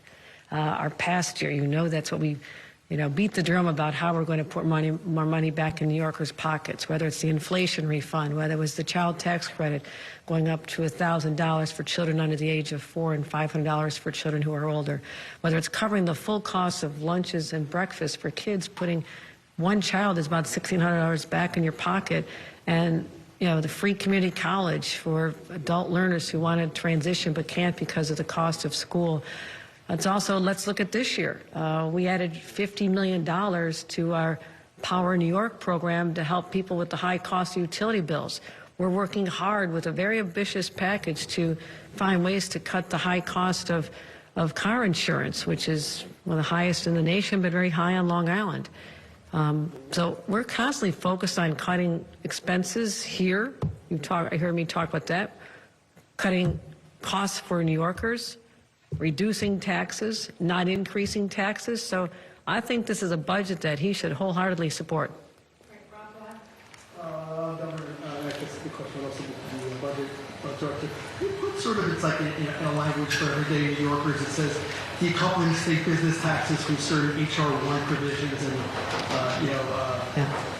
simplifying and enhancing the child independent tax care, and of course, extending the temporary franchise tax for large corporations. I think some of those are more self-explanatory than others, but just to the typical New Yorker out there, what does that mean in as simple a language as possible? I'll let Blake explain, but definitely tell him about the R&D part, because that's the part that drives me crazy. Should Blake be answering from here? Can you hear me from here? Should he answer from here? Yeah. Okay. I think so as a practical matter, the state of New York and the federal government, and every state in the nation and the federal government have a relationship on their taxes, right? In many instances, states are aligned with the federal code, coupled with the federal code. So when this federal code changes, that flows through the states in a variety of different ways. When you decouple from the federal government, you break that tie. In this case, HR 1 created a new tax incentive for R&D expensing, and if we remained coupled, coupled with the federal government, it would have eroded $1.6 billion, $1.7 billion in state tax receipts from that provision. One of the reasons there's two reasons why we're decoupling. One, because it's a humongous fiscal to the state, but two, it's widely inequitable. Under the federal code, you can actually, if you're domiciled in the state of New York as a business, and you make if you have an R&D expenditure in the state of Missouri, you can claim that credit against your state liability wherever you reside, not where you created the project. So I think you're going to see more states align with us on that front, because it's a little bit unfair that one state should bear the burden of where R&D expenditures were made elsewhere. So that's just, the bottom line is decoupling, preserving state tax revenue from an inequitable program. Hi, Governor. Hi, Dan. Either for you or Blake, doesn't matter who wants to answer it. In the budget book, it talks about how you asked agencies to identify some efficiencies, came up with $300 million. Just wondering what that $300 million is across those agencies. Is it very small things, a bunch of them, or are there big pots of money that you're taking away? I think it's fair to say it's small things and a bunch of them, to steal your phrase. It is having a direct dialogue with the agencies, as budget does on a day-to-day basis, scrutinizing expenditures. We ask the agencies, please, before you seek to hire to your fill level, is that new hire absolutely essential to meet the mission that's before the agency? If it's not, please reconsider. Is this new expenditure that you want to take on board, while it sounds great on paper, is it the absolute most essential thing you need to do right now? If not, please reconsider. The governor charged the agencies. They took this task to heart. They ran with it. $300 million in savings, and that'll carry forward into the financial plan. Another area where I'm excited about looking at our government expenses is incorporating artificial intelligence as a tool for us to examine, internally, regulatory, regulations, policies, procedures, executive orders, and just kind of put them through the analysis. Are any obsolete? Are they redundant? Are they unnecessarily causing costs for the state or for our consumers, our customers, the people taking advantage of programs? So that's something, now that I've been here, entering my 5th year, that some of the policies that we launched a few years ago with certain expectations, I also want to know, are we meeting those expectations? And this is what I'm driving hard with our agencies. I'm not going to continue funding programs unless you prove to me it met the original mission and the objective. And that's another area where we look at, the CDPAP was a brazen example of something we inherited, and I had to put an end to that with a lot of contentiousness. But we'll do what's right. But also, are there other areas, not even that scale, but areas where something is just not meeting our expectations, and we should either change the dynamics or consider the funding source? So we're re-examining all the aspects of government as well. And this is for either you, Governor, or Blake, how concerned are you, speaking of AI, about a potential AI bubble, since that seems to be partly what's driving a lot of the stock market boom, and a lot of economists are expressing concern that is overinflated. Is that something you're worried about, and are you contingency planning for it to burst at some point soon? And I'm going to ask Blake, who talks to economists all day long around the country, to give you a higher level answer on that. But also, we are preparing in our state for the possible displacement of individuals. And that is one reason why we are looking at, career fields that we think will be there for the long term. And investing in helping people get skills for, education and healthcare are always going to be needed by, provided by human beings. The advanced manufacturing. I mean, we're at Micron. AI and robots are not running that factory. They're hiring 50,000 people. People who will be there, the engineers, but also, 60% of the jobs don't even require a college education. So we really are having thoughts about the future of the workforce in New York State and the impact of displacement. But talk about what the boom or bust cycle could be for us. Well, I think the good news is, broadly speaking, there's been a moderation in that investments in the AI sector have sort of plateaued a bit, because I think that generally speaking, when when the equities market look at spending, they tend to correct. They're defensive. They take positions that, while they all want to make money, they take positions to also preserve what they have. One of the wonderful things that we've seen in the state of New York is that the markets are wildly resilient, and they're able to react when there is when things become too frothy. They can adapt and invest in more safe items across the portfolio. So, listen, we watch these data, and we're very, very particular of them too, because we're mindful of what you're saying, Laura. And I think that right now we look at the trajectories. We see that the acceleration has decelerated, which is probably good for everybody to take a beat here and see what we're doing. Hi, Governor. Hi, Grace. So you talked about, thinking about how every New York State tax dollar is earned with a New Yorker sweat. You said that, before you ask New Yorkers for another dime, we want to look at all resources, how we're using the greatest effect. I'm curious, in the process of that, if you looked at the economic development programs that the state runs. I know that they've been a kind of a key target of a lot of good government groups and various analysts saying we're not really getting return on our investments there. I'm curious if you foresee any changes to that sphere. No, every time we make a decision to support one of these economic development projects, the analysis goes on the front end. We get asked for far more projects than are actually funded, that we're going to make sure that there is a return on our investment, particularly in jobs or property tax increase when a company comes there, sales tax increase, the ripple effect of bringing more employees to a region. You can look at a Micron as an example. Large dollars from the state, large dollars from the federal government. But that is something that would be shovels in the ground in Texas if we had not stepped up. And I could not give up on a $100 billion investment for our $5-6 billion, where we also had many conditions. And this is what I'm using economic development dollars to drive social policies that I believe in, that our values adhere to. That's why they've invested in clean and renewable energy to power the plant. That's why that one of the conditions was that they had to build a child care center on site. We told them that.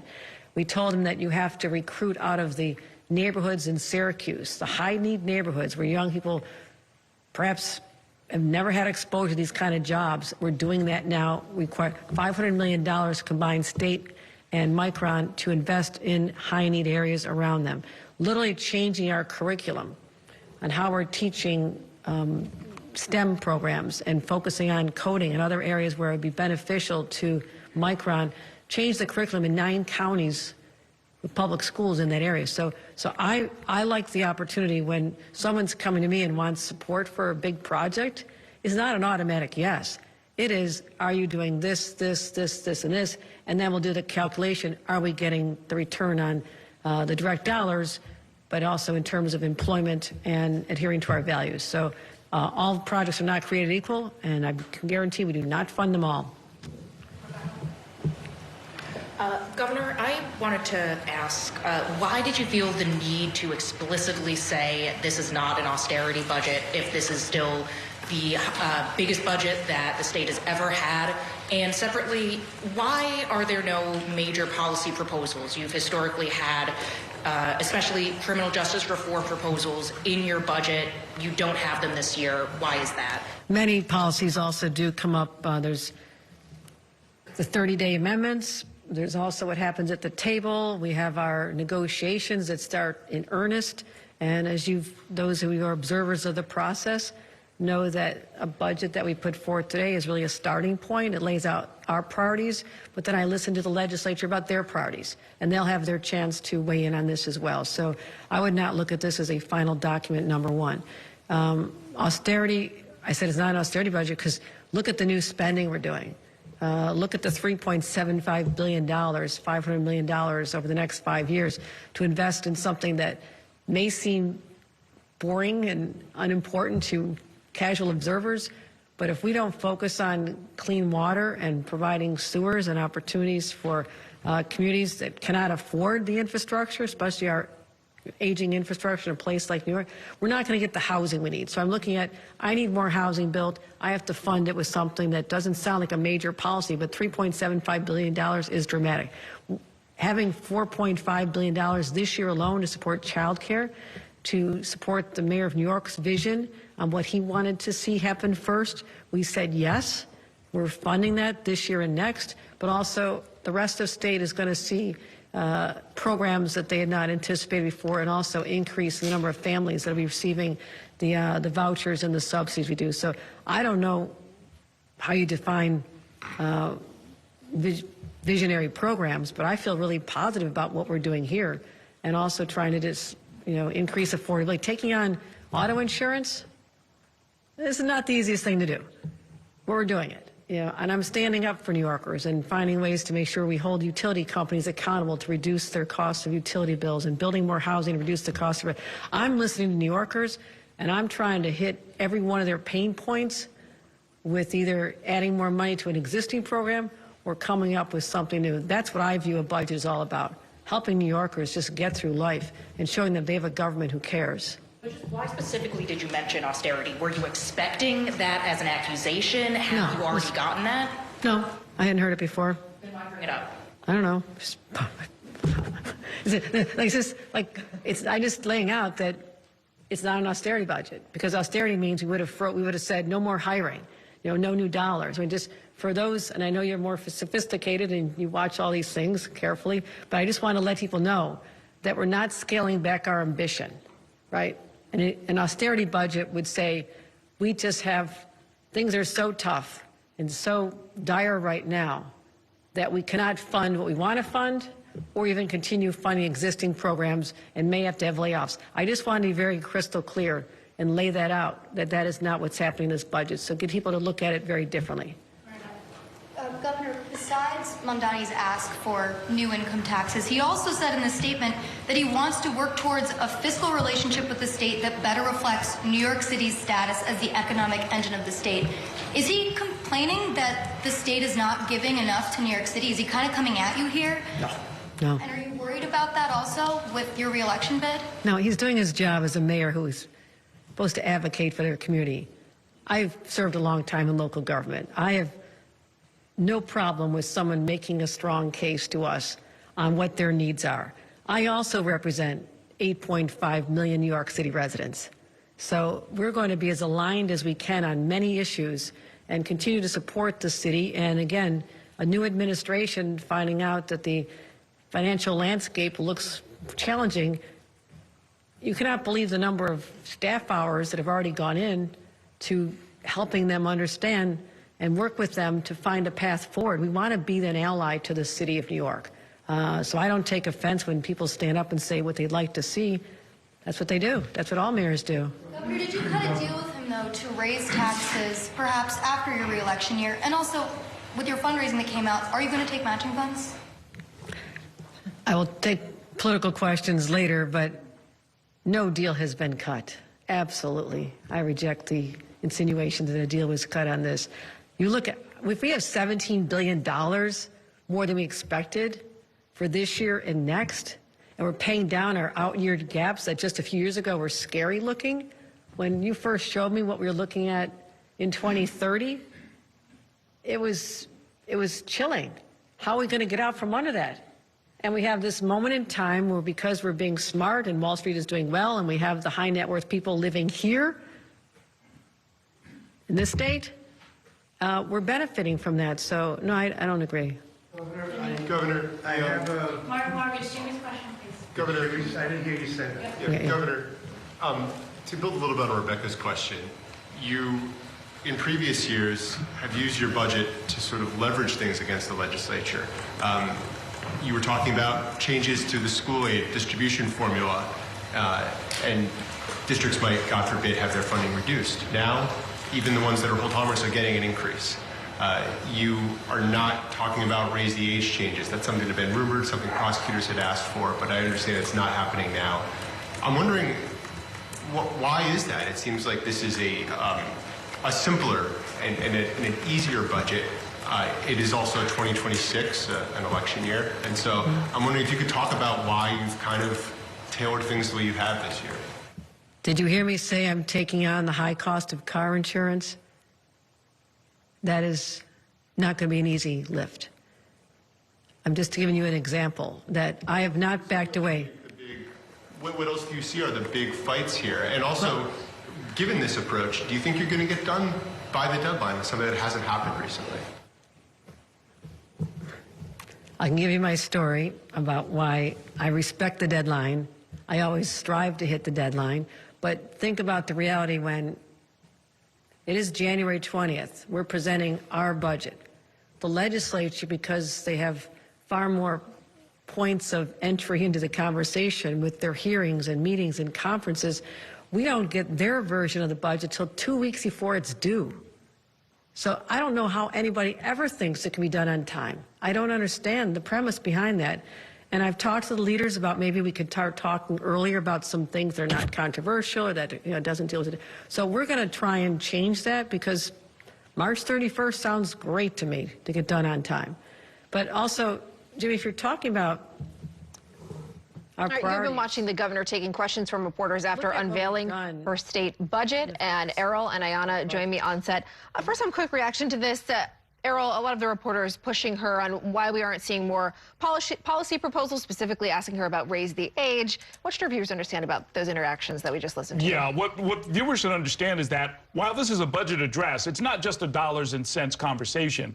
The budget is where traditionally, and Governor Hochul has been part of this all along, they put in a lot of policy changes, a lot of changes to the criminal justice system, a lot of changes to really fundamental ways of life here in New York that don't necessarily have anything to do with, strictly speaking, what we can fit into a $260 billion budget. But because the budget must pass, these things get wedged in. And so it becomes a much broader discussion about things like whether or not cell phones should be banned from schools and things like that. She has not loaded much of that into this conversation, and that's really what the reporters were getting at. Yeah, and particularly during an election year. Ayanna, what stood out to you from some of that Q&A? Yeah, well, although Governor Hochul hasn't put a lot of policy proposals into this budget, she also didn't rule out that those policies may come up during the next few weeks throughout negotiations. Some of the questions that stood out to me were questions about Mayor Mamdani and his strong-worded statement. And Governor Hochul explained she's not looking to raise taxes right now on some of the highest income New Yorkers because the state found wound with $17 billion more than initially expected. And Governor Hochul is saying, I'm not going to simply raise taxes on wealthy New Yorkers for a theoretical reason. But if we needed the money, perhaps I would consider it, but we don't need the money. So Governor Hochul was very clear on that. And she was also asked about Bruce Blakeman, her potential opponent. It appears the two of them will ultimately face off in November. And Bruce Blakeman put out a strong-worded statement responding to the governor's budget address today. He said that her policies are simply going to continue to make New York more unaffordable, saying she's doubling down on the policies that led to unaffordability and that giving away so much for free to so many different people is ultimately going to cost New Yorkers. But Governor Hochul had a quick comeback. She said basically Blakeman doesn't understand budgets. Ayanna, Errol, thank you for your analysis on all of this. We are going to have more analysis on this coming up on News All Day. But until then, we are going to take a quick break.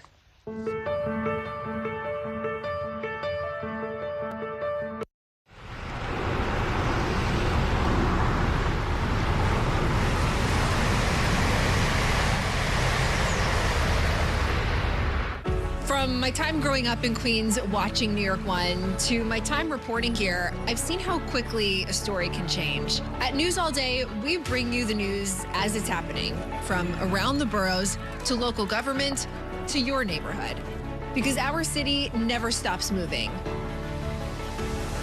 Hi, I'm Shannon Ferry with the day's developing stories. But first, stay up to date and informed with News All Day, weekdays from noon to 4. Your entertainment the way you want it.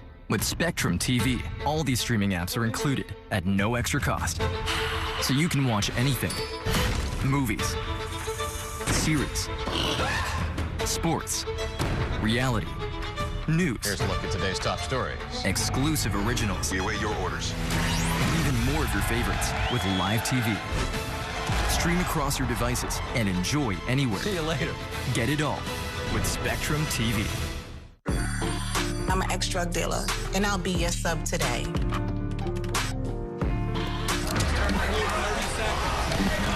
2 milligrams of fentanyl can be lethal. A lethal dose is in here. who gets it, I won't know. It's cheap, it's potent, and it's profitable. The sad reality is fentanyl is being mixed into everything now. More kitchen now.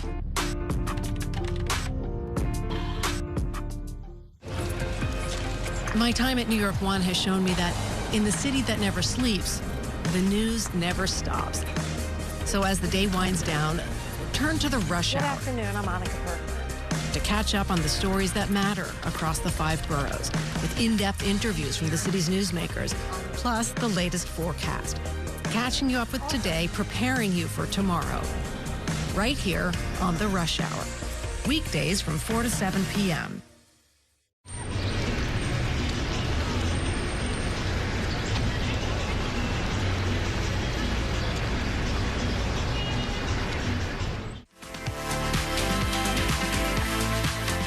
To News All Day. It's sunny out there, but it is really cold out there. It's going to feel like the single digits all day. There were nearly 50 measles outbreaks in the United States, threatening the country's elimination status. National Health reporter Aaron Bose joins me now for more on what this means. Again, this time last year, we were talking about the big outbreak in West Texas. Where do things stand now, Aaron? Right now, there's actually an outbreak in South Carolina, and experts say it's all due to a drop in vaccination uptake. Already, Canada has lost its elimination status. The Pan American Health Organization says the United States measles elimination status is now under review because of repeated outbreaks starting on January 20th last year. This map from the CDC shows where cases have already been reported this year: North Carolina, Virginia, Georgia, Utah, Ohio, Arizona. The latest outbreak, as I mentioned, in South Carolina, where there are 145 cases. Last year's outbreaks were confirmed in 45 jurisdictions, including New York and New York City, totaling more than 2,242 cases. So you need at least 95% of the community vaccinated against measles to achieve herd immunity, meaning the disease cannot easily spread through a community. The dark orange states on this map shows where measles, mumps, rubella vaccination levels have dropped below 90% among kindergartners. Light orange is where 90 to just under 95% are vaccinated. There are only a handful of states colored light blue, including New York, where vaccination levels are at or above herd immunity thresholds. It's a little different when you zoom into communities, though. Now, I spoke with Dr. Phil Huang, Public Health Director for Dallas County in Texas. He says losing elimination status would be very disappointing, especially for public health workers who are on the front lines. From this preventable illness. I mean, people forget that before the measles vaccine, was available, I mean, there were almost 500,000 cases and 450 deaths each year. And the vaccine has been so effective and safe, we've eliminated those deaths. And when we, get under that threshold for herd immunity and protecting everyone, we will have more illness, more hospitalizations, and even deaths, tragically. So experts say with the increasingly global world we live in, where measles is endemic, meaning freely transmitting across in many countries, it's easy to see how the virus can spread like wildfire in a community with low vaccination uptake. It just takes one person who traveled. Measles stays alive in the air and on surfaces for up to 2 hours after an infected person has been there. So if you, say, step into an elevator or a bathroom unknowingly after an infected individual and you are not vaccinated, you will likely get infected. Measles has among the highest reproduction rates, meaning every one person infected is likely to infect another 12 to 18 people. If you compare that with the flu, you're only likely to infect 1 to 3 other people. So it's a huge difference. So contagious. So when might we see that elimination status be eliminated?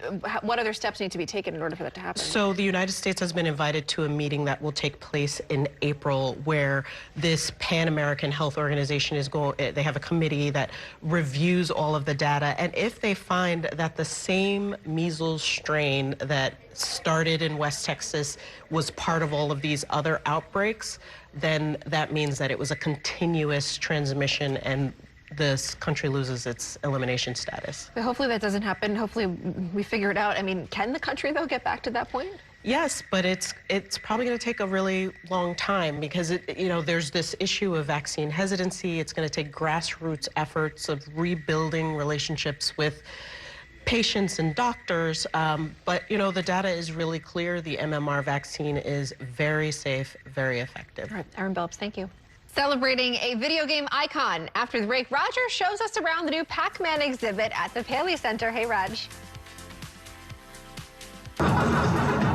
Hey, Shannon, I am playing the world's largest Pac-Man game here at the Paley Museum. It's all about a celebration, 45 years of one of the, they got me, one of the coolest video games of all time. It is Pac-Man, and we'll tell you more coming up when the news continues on News All Day. Where am I? Oh, there I am. Okay.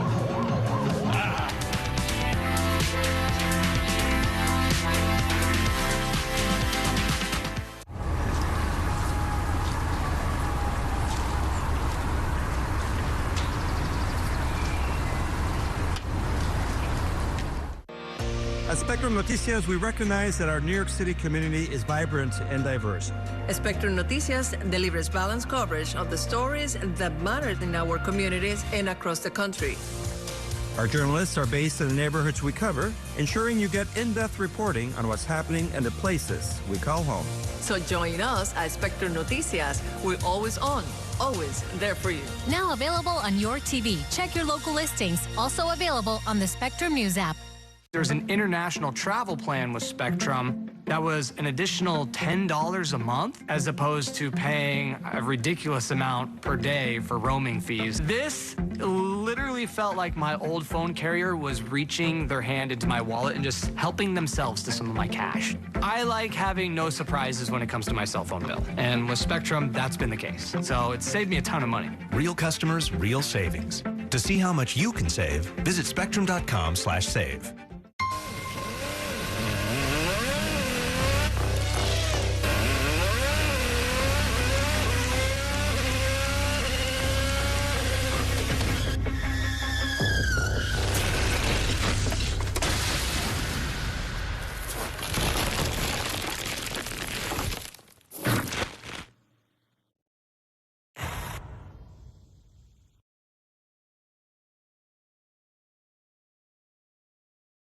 After 30 years of forecasting for New York, I've learned it takes a dedicated team to cover all the weather our city has to offer. As chief meteorologist at New York One, I'm honored to be able to help New Yorkers plan their day. Morning, noon, or night, our team is here to bring you accurate forecasts you can count on, from severe weather updates to our Weather on the Ones. Watch the New York One weather experts with your Weather on the Ones on your TV and on the go with the Spectrum News app.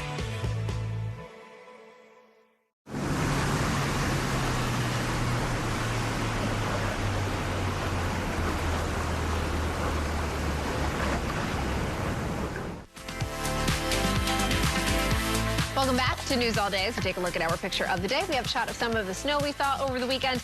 As always, if you have a photo you want to share, post it on social media. Use the hashtag NY1Pic, and you just might see it here on News All Day. And take a look at tonight's forecast. A lovely 13 degrees. Yeah, and it's going to feel even colder than that, too. As if this isn't cold enough already. Skies will be clear tonight. Again, 13 will be your forecast low. And we typically hit our forecast low temperatures right before sunrise tomorrow morning. So that's when we'll really be in it. And wind chill values could go below 0. So dress for that. Get ready to bust out the layers. As far as this evening, near dinner time, you'll have temperatures in the 20s with feels like temperatures right there. You can see feeling like about 8 and then feeling like 7 degrees throughout a good chunk of the evening hours. And then we'll go sub-zero there as you get into tomorrow morning in terms of the wind chills. All right, here's your early snow forecast. Timing right now looks to be Sunday night into Monday night. So this could be a long-winded event. Several inches of snow possible, but the snow will develop Friday morning right over the panhandle of Texas, so it's still pretty early, so this has plenty of time to shift. Keep it locked here as we continue to track things out. It's going to be a quiet week. Until then, you can see Sunday into Monday, so early next week is when the snow will hit. Otherwise, just kind of up and down, Shannon, with these temperatures. Okay, Guy, thanks. The Knicks' recent struggles continue. They were blown out by the Dallas Mavericks at the Garden. The Knicks struggled shooting and defending. Mavericks win it 114-97. There was a little bit of good news off the court as Jalen Brunson was named All-Star starter for the second time. Meantime, the Nets fell at home to the Phoenix Suns. Phoenix wins at 126-117. The Knicks and Nets play each other at the Garden tomorrow night. And on the ice, there were mixed results for the local teams. The Islanders beat the Canucks in Vancouver. New York wins 4-3. They head to Seattle to play the Kraken tomorrow. The Rangers could not get a win in Anaheim over the Ducks. Ducks win at 5-3. The Rangers are right back at it tonight in Los Angeles against the Kings. In college football, Indiana defeated Miami to win their first national championship. Fernando Mendoza gave Indiana a 10-point lead with a touchdown run early in the fourth quarter. Miami had a chance to win it, but an interception deep in Indiana territory clinched the game. Indiana wins at 27-21. They finished the season with a perfect